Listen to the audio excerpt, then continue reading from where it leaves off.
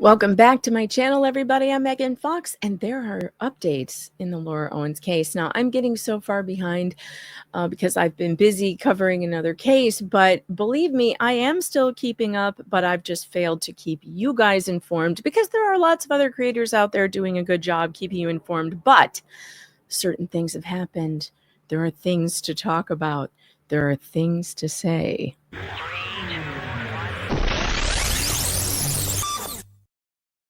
All right, we've got a couple of news articles we've got to get into because the media appears to be turning on Laura Owens and her celebrity father, Ron Owens.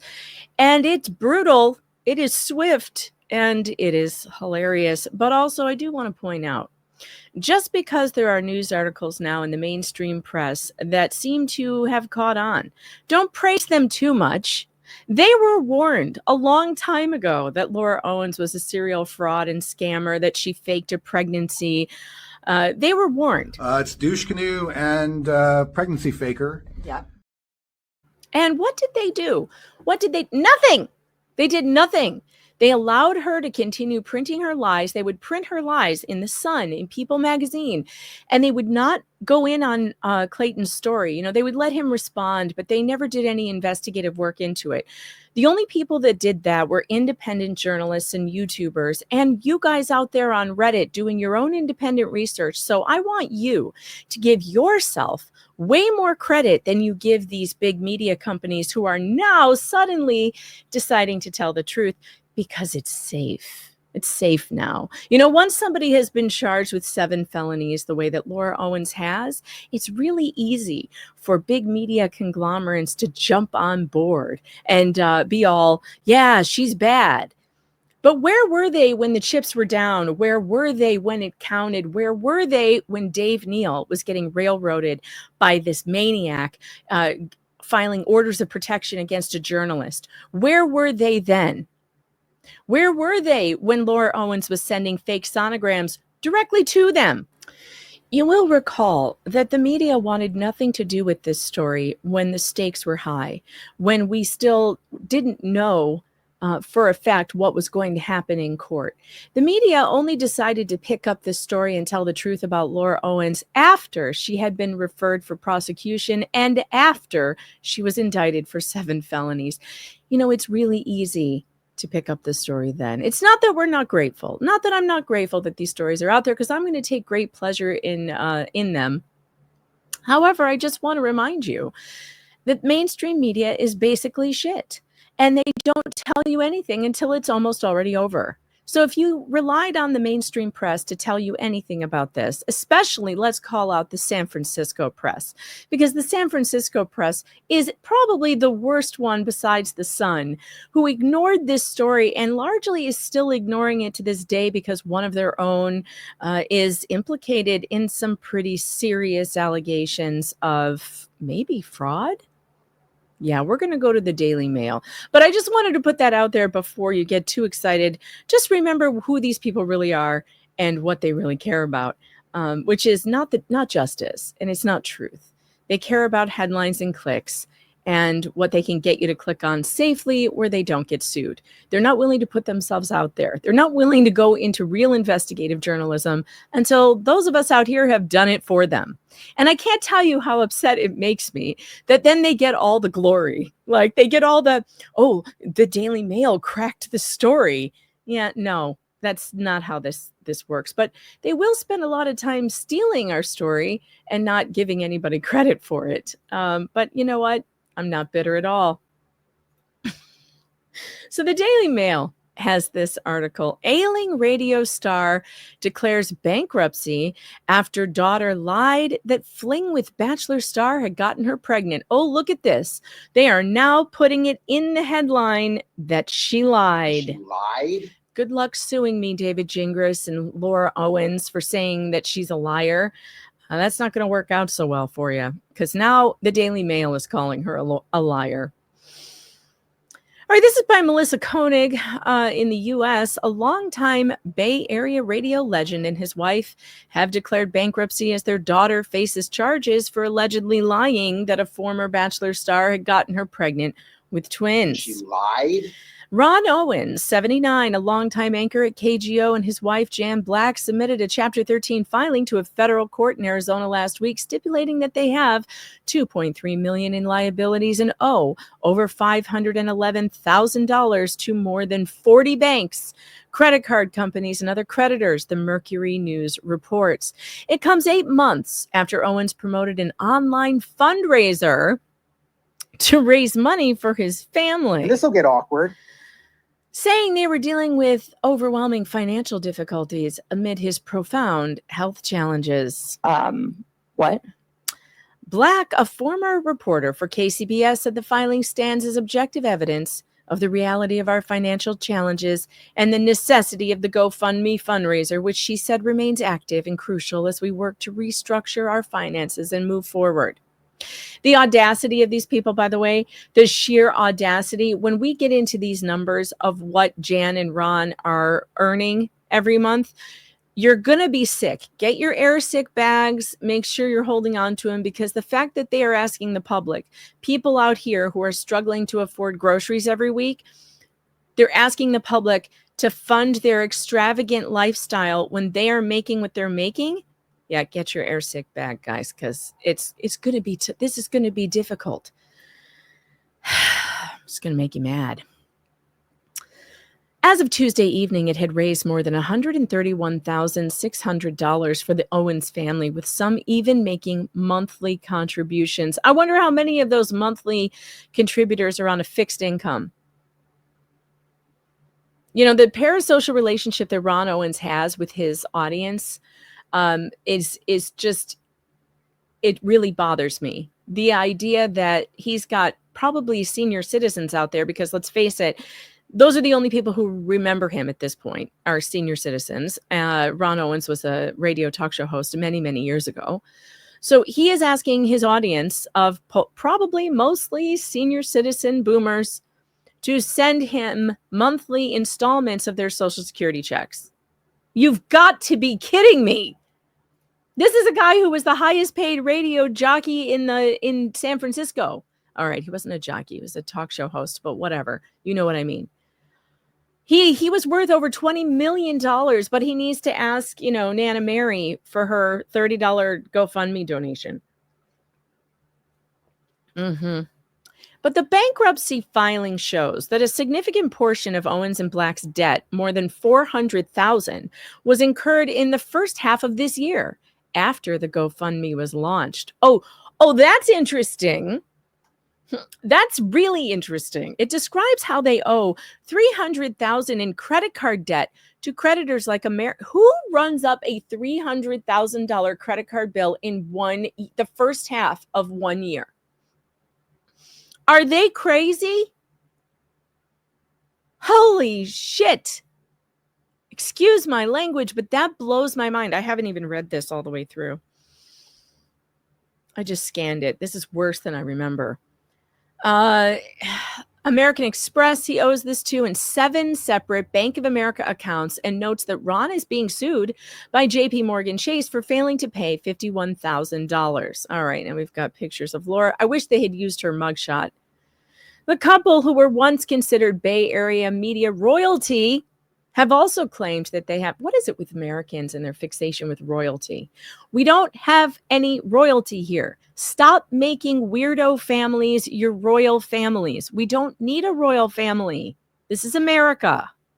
Like, the whole point of us is to not have royals, which is why I laughed so hard at the No Kings protest. I was like, 1776? Anyone? That was the original No Kings protest. And it has held through this day. We still don't have a king, except for the kings and queens that people tend to set up for themselves, like this weirdo family. Like, you let this weirdo family be this royal family in San Francisco for no damn reason at all, just because the guy is on the radio. Stop it. Stop putting weirdos on a pedestal. They have also claimed that they have $6,640 in monthly payments, not including their $14,188 monthly mortgage. Oh my God. Who takes it? These are people who don't know how to do their wealth. Wealthy people would never have a $14,000 monthly mortgage. That is insane. Uh, I, I Wealthy people pay cash for their homes usually, so that they're not paying all that money in financing, because financing is what gets you interest rates. I can't even imagine what the interest on this of that 14,000 monthly mortgage, how much of that is interest? A huge chunk, probably. God. Yet their pensions and Social Security income, which totals $21,000 a month, folks. Their Social Security income, 21 grand a month, more than covers their $150 a month medical and dental care, as well as their $225 a month supplemental health insurance. Huh. Well, that's weird, because aren't they asking for help for medical bills? But it seems like they've got decent insurance. Owens and Black are also only paying $1,500 for life insurance and $425 for insurance on their daughter's horses. The couple should have also had some money from selling their longtime San Francisco home for $3.5 million in 2020, as the home they had purchased in Scottsdale is now valued at $1.5. Geez, there's a couple missing $1 million there. Where did that go? We have, here's a good looking guy, Clayton Echard. But the anonymous friends and family members who created the GoFundMe last year insinuated that the funds could help pay for health-related expenses. Owens, it didn't just insinuate, it said that's what it was for. Owens has Parkinson's disease, survived 4 bouts of cancer. He also suffers from some serious heart issues, according to the Mercury News. The fundraiser noted that Owens' medical struggles have since taken a toll, both physically and financially, and the couple previously said that their supplemental health insurance does not cover all the residual health care expenses following Owens' multiple health crisis, which also include COVID and pneumonia. Can I ask a question? If this man is so medically fragile and his care, it requires so much more than what you say your insurance will pay, what was the medical necessity of dragging this man, having to have a medical transport take him from his home to the Maricopa County Courthouse for a 4-minute preliminary hearing in Laura Owens' criminal case, where they dragged her father in, wheeled him in a wheelchair for, I don't know, public sympathy or something? This is a man who you're saying is very, very susceptible to catching things. He's medically fragile, and you're taking him in a medical transport for a 4-minute hearing. What? This doesn't make any sense. I'm okay. Let's moving on. I'm getting angry. They told the Mercury News earlier this year that Owens has spent up to 6 months in hospitals over the past few years. Yeah, even more reason to drag him to court for a 4-minute hearing, Laura. And when he returned home, he needed an in-home caregiver. But you dragged him to a 4-minute court hearing just because you knew the cameras were going to be there, probably. It now remains unclear how the couple may have used the money they received from the GoFundMe, as Black said that the pending bankruptcy litigation limits what they can share publicly. Still, she said the money has been a lifeline during a period that often felt hopeless. We truly do not know how we would have navigated these months without their support. She also denied rumors that some of the money is being used to help fund their daughter Laura's legal expenses, which experts have said could run into 6 figures. Oh, no. Oh, no. We're already in 6 figures, okay? Because later in this update, we're going to get to the part where Laura's appeal has been denied by the Supreme Court of Arizona, and she has been ordered to pay $200,000 to Clayton Echard. Now, I'm not sure if that's an extra 200, or I got to get my numbers straight, because I'm losing track of how many 6 figures Laura Owens owes to Clayton Echard, but it's a lot. It's a lot. So we're already in the 6 figures that she owes for her legal, and we're not even talking about her criminal defense at this point. Prosecutors have said that the 34-year-old doctored a sonogram and pregnancy video and even lied under oath as she tried to get former Bachelor star Clayton Echard to take a paternity test. According to the court documents, Laura testified in November of 2023 that she was 24 weeks pregnant with twins, and Eckert was the father. She lied. But she dropped her paternity suit at the end of that year, saying she had miscarried at some point without knowing it. What? Imagine that you're someone who is just reading this for the first time. You'd be like, what? This is so crazy. For most of us, it's old hat. We're just used to hearing it. Court records in both Arizona and San Francisco show that Laura has previously made similar allegations against 3 other men since 2014, claiming each time she either had abortions or miscarriages. Now, this makes me mad about the press, because look at the date here. Since 2014, and we have been saying, we put this information out to the public. Dave and Steve put it out to the public before I even got involved in the case. This has been known for years, and I believe this is the first time, or maybe the second time, that mainstream media has actually put it in an article, that she's done this to other people. They could have done, I want you to understand something.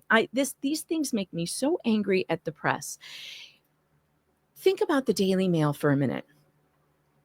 Think about the number of employees, the staff at the Daily Mail, the investigators, the resources, the budget, the money that they have. They could have blown this story wide open like that when she went to the Sun. That it would have taken them so much less time than it took us to do what we did, because they had the budget, they have the staff, they have the help. Those of us out here, it's just me here. Like what I do here, it's just me. I don't have help. We had Reddit acting as like a pseudo staff for press, which was great, by the way. Those of you in the JFC community, my God, you people amaze me. I think you deserve all the credit in the world for this. Those of you, I don't care what they call you, wine moms, keyboard investigators, I don't care. You did a better job than anybody in the media, than any mainstream college-educated journalist. You were interested, you were curious, and you answered the call and found the info. And that's all we needed from a mainstream media source. That's all we needed them to do, was be curious and go after a story and actually do their job. I don't know what they were busy reporting on instead, but they just didn't. They just failed. And the fact that, there's facts in this article about her having done this since 2014, this should be embarrassing to them. It should be embarrassing to them. And you know what else they don't mention in here at all? Is the fact that this story would have gotten no light of day whatsoever without those of us on YouTube, hammering it every damn day for a year. And what do we get for it? We just get, criticized by these mainstream rags saying that we bully and harass people. That's what their narrative about what we do out here is. They call what we do investigative journalism, bringing you the truth. They call it harassment and bullying. You know why? Because we're their competition. But it just burns me. I'm telling you, it burns me to read this stuff after the fact. It just does. Because they give no credit to anybody who broke this story. I don't see Dave Neal's name in here. I don't see Reality Steve's name in here, or mine, or Lauren's, or Bruce, or anybody else who did hard work on this case. Jeff's, Tug, I don't see them being given any credit here. And it gives me a headache, because they pretend like this is a story that they broke. They wouldn't know any of this had it not been for the work that all of you out there did, that all of us in here did. They wouldn't know any of this. God, I'm very bitter. I just hate them. I'm sorry, but I do. I just hate them. All right, blah, blah, blah. She insisted she was pregnant. Eckert's attorney, Greg Woodnick, has since called Laura a serial fraud. She lied. I love Greg. In a court declaration. In a statement after she was indicted on 7 felony counts of perjury, fraud, forgery, and evidence tampering. Dear God, that sounds terrible. Perjury, fraud, forgery, and evidence tampering. That should be a new AI song. Laura argued that the charges appear to be the product of intense public pressure, not impartial judgment. What? They reflect a system. Yeah, sorry. What? They reflect a system that responded to online outrage. That's the only part where only Laura gives us credit. Ignored procedural protections and moved forward based on narrative rather than fact, she claimed. What garbage. It's difficult not to see them as part of a broader effort to discredit me, discourage me, and make an example out of me, it continued. Oh, Laura, oh, yes, the Maricopa County is going to make an example out of you.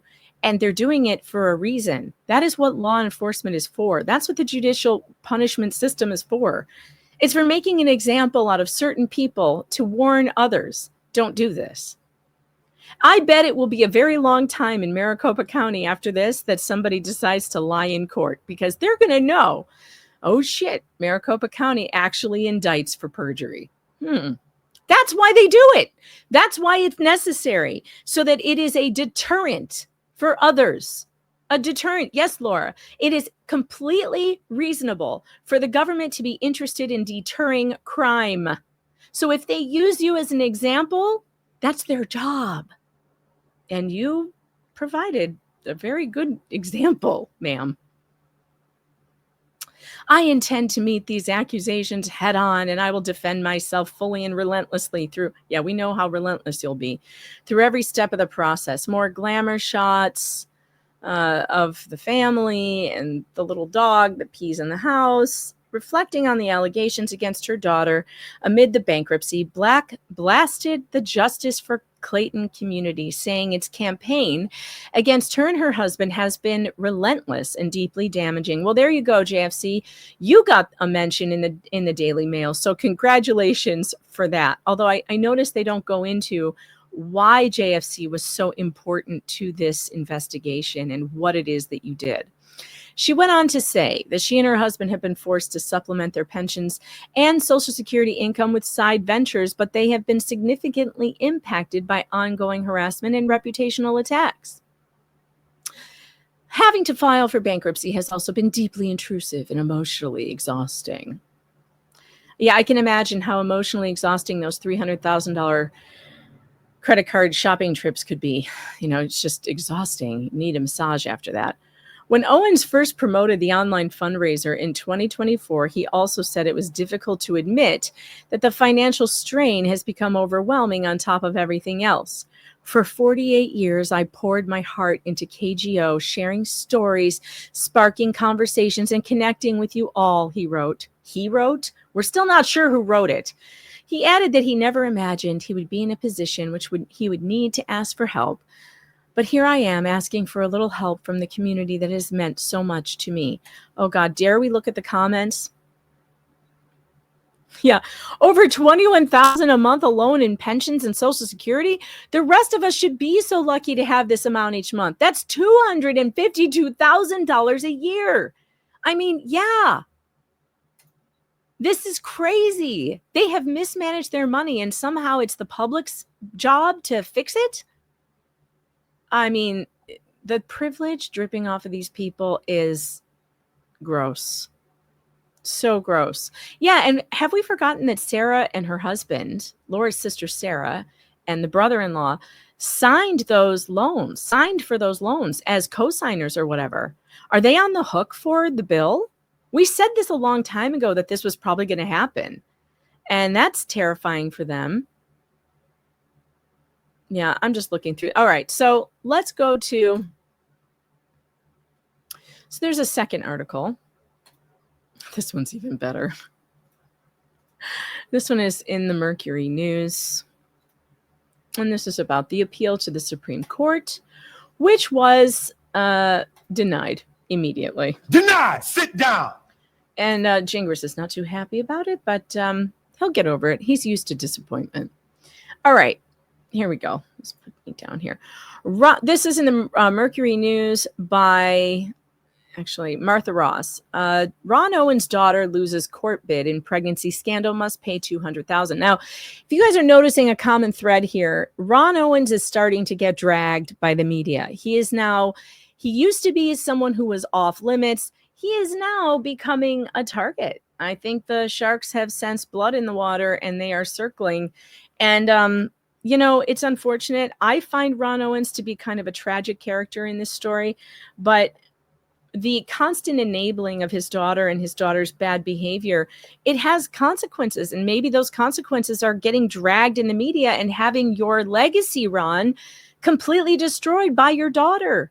I mean, I hate to say that that's what's happening, but it's happening. I mean, how would you like this is a damaging headline. Laura Owens' paternity claims against Bachelor star Clayton Echard were predicated on fraud, his attorney said.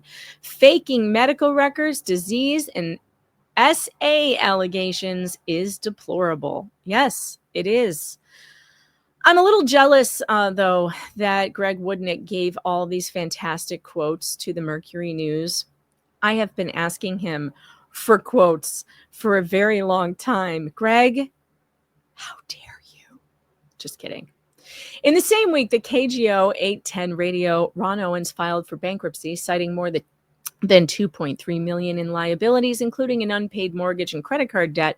His daughter, Laura Owens, lost her bid to have the Arizona Supreme Court review a petition that stems from her notorious paternity litigation against Bachelor star Clayton Echard, in which she claimed that he got her pregnant with twins after a one-night stand in May of 2023. News came Wednesday that the Arizona Supreme Court had denied her petition for review, a decision that leaves intact a 2024 trial court ruling that declared the 35-year-old daughter of the Bay Area media legend failed to produce evidence that she was ever pregnant by Echard. The TV dating show star has all along maintained that they never had sexual intercourse during their encounter, just oral. The court's decision also means that Laura Owens is on the hook for Echard's attorney fees, which initially were $149,000 but have ballooned to more than $200,000 as she appealed the trial court's ruling. Judge Julie Mata in Maricopa County, where the Owens family now lives, said that Laura Owens lacked good faith as she relentlessly pursued costly paternity claims against Echard in 2023 and 2024. The judge furthermore cited serial fabrications that Laura Owens made in her court declarations, deposition, and testimony, and referred the case to Maricopa County Attorney's Office for potential criminal prosecution. Clayton and our team are happy, but certainly not surprised by the Arizona Supreme Court's decision to deny review, Echard's attorney, Greg Woodnick, said in a statement to this news organization. Her paternity claims against Clayton were predicated on fraud. The trial court identified it. The Court of Appeals accepted it. And the Arizona Supreme Court not only declined to review the matter, but awarded more fees against Owens. Oh my God, give up. And they're not even going to give up. David Gingras wants to go to SCOTUS. Oh, it's just absurd. This will get awkward. Oh, that beautiful, beautiful mugshot. The mugshot that we had been waiting for what feels like all of our lives. Laura Owens unsuccessfully appealed Mata's ruling to higher courts in Arizona and pursued the Supreme Court review, even after she was indicted in May on 7 felony counts of perjury, fraud, forgery, and evidence tampering. The indictment alleges that Laura Owens doctored a sonogram and pregnancy video and lied under oath as she pressed her paternity claims against Echard. All right, we know all this part. Oh, this is funny, though. She testified in court that she was 24 weeks pregnant with twins as she appeared virtually wearing what Woodnick alleged was a prosthetic pregnancy belly. Well, I don't know what else it could be because it sure wasn't a baby under there. Laura Owens dropped her lawsuit at the end of 2023, saying she had miscarried at some point earlier without knowing it. Faking medical records, disease, and is deplorable, Woodnick continued. Uh-oh, I have to beep that out. Can't say those words on YouTube. At one point, Laura Owens alleged in court documents that Echard arped her during their encounter. Again with the words. During their encounter without her consent. She also said he had been dealing with a high-risk pregnancy due to epilepsy that had been diagnosed with polycystic ovary syndrome as a teenager, while a purported history of ovarian cancer also became an issue in the trial. Abusing the legal process, perjury, records tampering, and other behaviors warrant the proceedings that are now in the hands of the criminal court and Maricopa County Attorney's Office, Woodnick concluded. Victims should be believed, but false allegations ruin lives. Clayton is fortunate to have had a community that supported him in exposing the truth. That is true. Court records in Arizona and San Francisco show that Laura Owens also says she became pregnant during other encounters by 3 other men since 2014, with her saying that those purported pregnancies also ended with either, I don't know if I can say this word on YouTube either. I need this to be monetized, YouTube, with either terminations or miscarriages. I think let's call them terminations. In a court declaration, Woodnick called Laura Owens a serial fraud, saying she has a history of using lawsuits and falsified medical records to try to compel men into relationships. What? Laura Owens and her attorney in the paternity case, David Gingras, declined. Okay, this is my favorite part. Declined to comment on the Arizona Supreme Court ruling pending her criminal case in Arizona. On his X account, Gingras wrote that he had heard about the Supreme Court's decision and acknowledged that this aspect of the case is over. He also said, sad, not overly surprised. The outcome was wrong, but the court wasn't willing to help. It happens. In a clip of a YouTube video that Gingras and Laura Owens made together before the indictment, which has since been deleted, he told her, I hope you never pay Clayton. If you have millions of dollars stashed away, he can go look for it. If you don't, he ain't getting nothing. Oh my God, this guy. It's douche canoe and pregnancy faker. Yeah. After Laura Owens admitted she didn't have any money for Eckerd to obtain via collection agency, Gingras also said, you get blood from a stone or you don't, and Clayton can go himself. And yet, Laura, this is so funny. Yeah, don't provide a response when the Daily Mail calls you, and you know what they'll do? They'll just go dig up your stupid X account and all those videos you thought you deleted. Oh, God. This is so good. And yet Laura Owens is expected to come up with money. I mean, he looks like a real douchebag.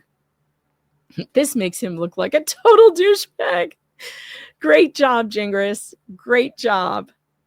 Yet Laura Owens is expected to come up with money to pay a hefty bill for her private criminal defense, which legal experts say could run well into the 6 figures. Her famous parents, Ron Owens and former KCBS news anchor Jan Black, are also in dire financial straits. Revelations about their struggles emerged late last year when Ron Owens promoted a $140,000 GoFundMe campaign to raise money for himself and his wife. He said they were dealing with overwhelming financial difficulties amid his profound health challenges. The couple have filed for bankruptcy. 8 months later, the couple filed for Chapter 13 bankruptcy, revealing that they owe some $511,000 to more than 40 banks, credit card companies, and other creditors, despite Owens' illustrious and seemingly lucrative 46-year career at KGO. Sounds like the press is getting interested, doesn't it? The bankruptcy documents were filed in federal court in Arizona. Owens, Black, and Laura moved to Scottsdale, Arizona during the pandemic after Owens left KGO for good. Owens and Black purchased a home now valued at $1.5 million, expecting it would be better suited to Owens' mobility issues than their longtime home in San Francisco's Seacliff neighborhood, which they sold for a reported $3.5 million in 2020, according to online records. Where's the money, Jan? How many large-size candy bars can you buy with $3.5 million? What did you waste it on? Owens, 79, has Parkinson's. Yes, okay, we know all of this. The couple once enjoyed a life of privilege and celebrity in San Francisco. They had famous, influential friends, including Bay Area politicos and TV stars like Bob Saget. They were known to dine out most nights at the House of Prime Rib. At some of San Francisco's trendiest restaurants. No, mostly they just went to the House of Prime Rib. Like literally it was the only place they ever went. And to pay for top private schools for Laura and her older sister, and for Laura's expensive horse jumping hobby, which she continued until recently. But Owens and Black are now fending off creditors and struggling to pay their monthly bills. The bankruptcy filing may make even devoted Owens fans ask how he and his wife could fall onto such hard times. Yeah, it makes everyone wonder. How do you make $21,000 a month and you're broke? It shows that they earn a combined monthly income of $21,000 or some $252,000 a year from Social Security payments, but more than half of that comes from Owen's pension. The couple also listed $6,640 in monthly expenses, a figure that doesn't include their $14,000 mortgage payment. The bankruptcy filing shows that they apparently stopped paying the mortgage and now owe almost $1.7 million on the property. Oh my God. Oh my God. How do you owe 1.7 million on a property that's worth 1.5? What did they pay for it? This must have been second or third mortgage. Oh my God. Why would they do this?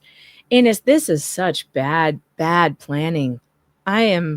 Wow. In a statement to this news organization, Black says the bankruptcy filing stands as objective evidence of the reality of our financial challenges and the necessity of the GoFundMe fundraiser. But $140,000 or whatever is nothing. It's a thumb in the dike, you know. It's not going to stop that's not, you owe 1.7 million. A GoFundMe is not going to solve the issue.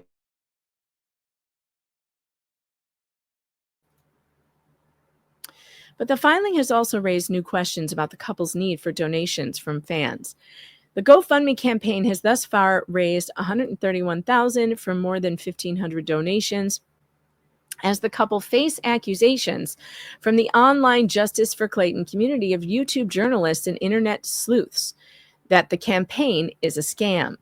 These people online have also said that the Owens family has long lived way beyond their means, while Ron Owens and Jan Black should take responsibility for enabling their daughter's costly legal imbroglios with these different men who have also faced harm to their reputations in the process. Yup, that is correct. Well, at least this person gave YouTube and Reddit some credit. But, you know, what they really should do is interview Dave Neal. They should interview Reality Steve. They should interview me. They can contact me. My DMs are always open, Mercury News. And yeah, so it's happening. The story has truly gone mainstream. And we're going to see what else. Now, there's a lot more updates. I've reached the end of what I should be doing on this video for today. So that's the end of it for today. But I will be working on more updates on this case because there are several of them, especially David Gingras' ridiculous meltdown on X. God, the guy never stops. And that's going to require its own video. So bear with me while I try to figure out a better schedule for myself here and get more stuff out to you. But until then, have a great rest of your day, folks. Steve has called me a dumbass.